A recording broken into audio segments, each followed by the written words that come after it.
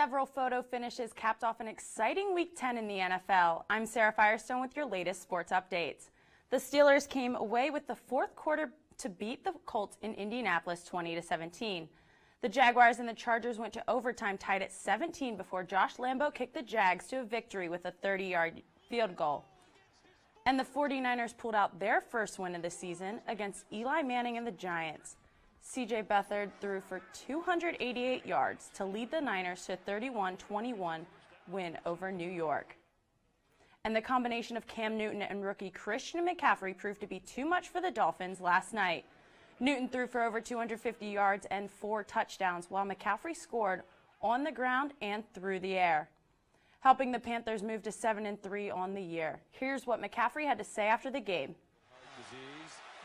I feel great. I feel comfortable at running back, getting carries behind the backfield, and I also feel good going out, splitting out a little bit. And, I think that's when our offense is at our best, when we're in a rhythm, when we're flowing and being able to play fast. And, I think moving guys like me around a little bit can help us do that. In 2013, he graced the cover for being one of the best football players in the world. Now he's back, but this time because he's not playing football.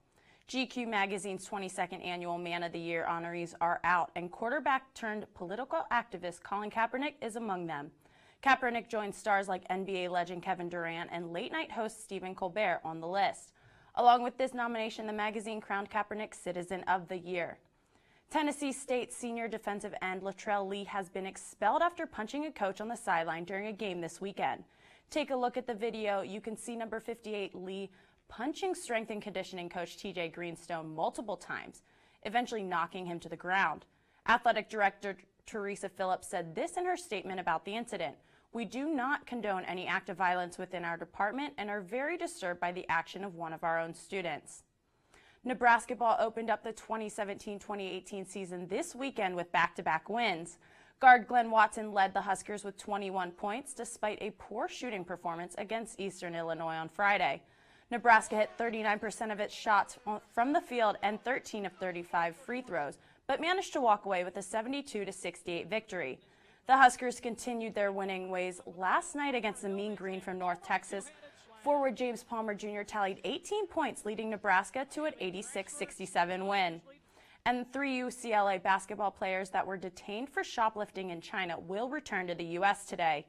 President Donald Trump raised the issue with Chinese President Xi Jinping during his time in Asia. Legal proceedings are still pending against the freshmen LiAngelo Ball, Cody Riley, and Jalen Hill. And for the first time since 1958, Italy will not be in this year's FIFA World Cup. This breaks a streak of 14 consecutive World Cup appearances after the team lost to Sweden in the second leg of the European qualifiers yesterday. It was the third longest streak behind Brazil's 20 and Germany's 16. That's all the sports highlights I have. Again, I'm Sarah Firestone, and coming up after the break, our very own Peter Kozelka will give us a preview on this year's awards season.